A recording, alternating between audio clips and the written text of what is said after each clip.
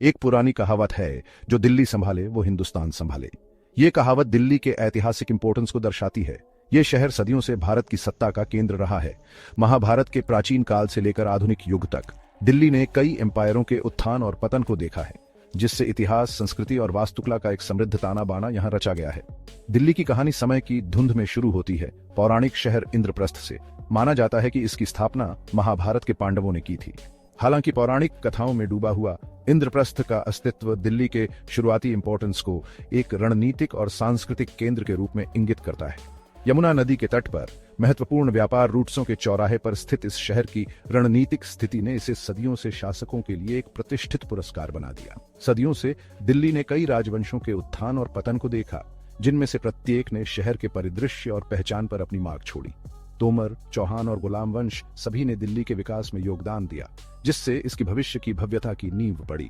कुतुब मीनार जैसी प्रतिष्ठित संरचनाओं का निर्माण, जो शहर की इस्लामी विरासत का एक विशाल प्रमाण है, ने भारतीय सबकॉन्टिनेंट में शक्ति और संस्कृति के एक प्रमुख केंद्र के रूप में दिल्ली के उद्भव को चिह्नित किया। 3 शताब्दियों से अधिक की अवधि दिल्ली सल्तनत ने शहर को एक प्रमुख महानगर के रूप में विकसित होते देखा, जो अपने धन, विद्वता और मेट्रोपोलिसीय चरित्र के लिए प्रसिद्ध था।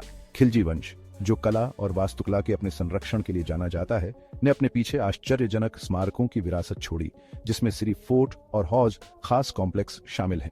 तुगलक अपने महत्वाकांक्षी एडमिनिस्ट्रेशनिक सुधारों और भव्य निर्माण परियोजनाओं के साथ एक विशाल साम्राज्य के केंद्र के रूप में दिल्ली की स्थिति को और मजबूत किया। मुगल काल ने दिल्ली के इतिहास में एक स्वर्णिम युग की शुरुआत की। मुगल वंश के संस्थापक बाबर ने 1526 में दिल्ली पर कब्जा कर लिया, जिससे अनप्रेसिडेंटेड भव्यता और समृद्धि का युग शुरू हुआ। उनके उत्तराधिकारियों हुमायूं, अकबर, जहांगीर, शाहजहां और औरंगजेब ने दिल्ली को बगीचों, महलों और मस्जिदों के शहर में बदल दिया, जो दुनिया के किसी भी अन्य शहर की भव्यता को टक्कर देता था। मुगल सम्राटों में सबसे महान अकबर ने मुगल साम्राज्य का विस्तार किया और धार्मिक सहिष्णुता और सांस्कृतिक संश्लेषण की अवधि की स्थापना की। उन्होंने फतेहपुर सीकरी शहर का निर्माण किया, जो मुगल वास्तुकला की उत्कृष्ट कृति है, और आगरा को कुछ समय के लिए अपनी राजधानी बनाया। हालांकि यह ताजमहल के निर्माता शाहजहां थे, जिन्होंने मुगल राजधानी को वापस दिल्ली स्थानांतरित कर दिया, इसका नाम बदलकर शाहजहांबाद कर दिया। शाहजहां के रूल काल ने मुगल वास्तुकला और अर्थात्मकता के चरम को चिह्नित किया।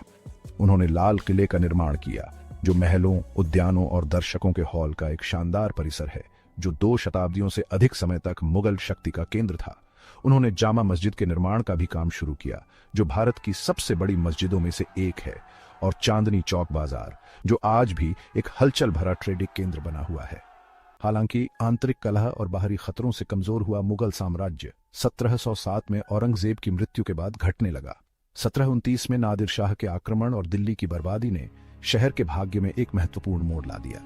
मुगल साम्राज्य, जो कभी शक्ति और समृद्धि का प्रतीक था, अपनी पिछली महिमा की छाया तक सिमट कर रह गया था। मुगल साम्राज्य के पतन ने भारत में ब्रिटिश सत्ता के उदय का मार्ग प्रशस्त किया। ब्रिटिश ईस्ट इंडिया कंपनी, जिसने बंगाल में पैर जमा लिया था, ने धीरे धीरे उत्तर भारत पर अपना नियंत्रण बढ़ा लिया। 1803 में अंग्रेजों ने मराठों से दिल्ली पर कब्जा कर लिया, जिससे शहर में ब्रिटिश शासन की शुरुआत हुई। अंग्रेजों ने शुरू में कलकत्ता से दिल्ली पर शासन किया, लेकिन 1911 में उन्होंने अपनी राजधानी दिल्ली स्थानांतरित करने का फैसला किया। यह निर्णय रणनीतिक और सिंबलात्मक कारणों पर आधारित था। उत्तरी भारत के मध्य में स्थित दिल्ली अशांत उत्तर पश्चिमी सीमा प्रांत के करीब थी, जिसे अफगानिस्तान से खतरों का सामना करना पड़ रहा था। इसके अलावा अंग्रेज दिल्ली को अपनी शाही शक्ति के प्रतीक के रूप में देखते थे और शहर के गौरवशाली अतीत से खुद को जोड़कर अपने शासन को वैध बनाने की मांग करते थे। अंग्रेजों ने पुरानी मुगल राजधानी शाहजहांबाद के दक्षिण में एक नया शहर, नई दिल्ली का निर्माण किया। ब्रिटिश वास्तुकारों एडविन लुटियन और हर्बर्ट बेकर द्वारा डिजाइन किया गया नई दिल्ली ब्रिटिश शाही महत्वाकांक्षा और स्थापत्य भव्यता का प्रमाण थी।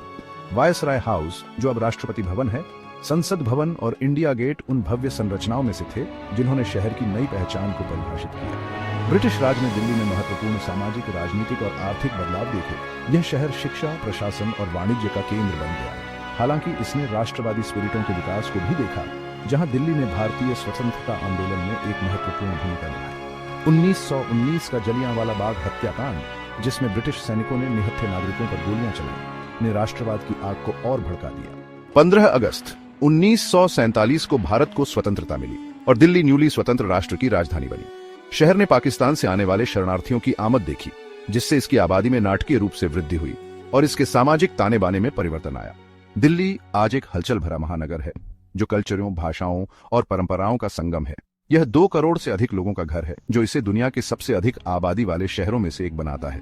यह शहर पुराने और नए का एक आकर्षक मिश्रण है, जहां प्राचीन स्मारक आधुनिक गगनचुंबी इमारतों के साथ कंधे से कंधा मिलाकर खड़े हैं।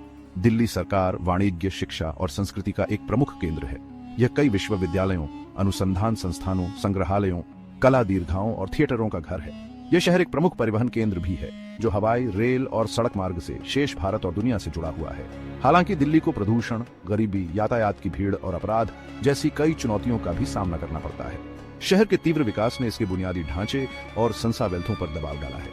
इन चुनौतियों के बावजूद दिल्ली एक जीवंत और गतिशील शहर बना हुआ है जो अपने लोगों के लचीलेपन और भावना का प्रमाण है। अंत में प्राचीन इंद्रप्रस्थ शहर से लेकर आज के आधुनिक महानगर तक की दिल्ली की यात्रा इसकी स्थायी भावना और भारतीय इतिहास में इसकी महत्वपूर्ण भूमिका का प्रमाण है। कल्चरों का समृद्ध ताना बाना, इसके स्थापत्य चमत्कार और इसकी जीवंत रोडें दुनिया भर के पर्यटकों को आकर्षित करती रहती है। दिल्ली विरोधाभासों का शहर हो सकता है, लेकिन यह एक ऐसा शहर है जो हमेशा एक अमिट मार्क छोड़ता है।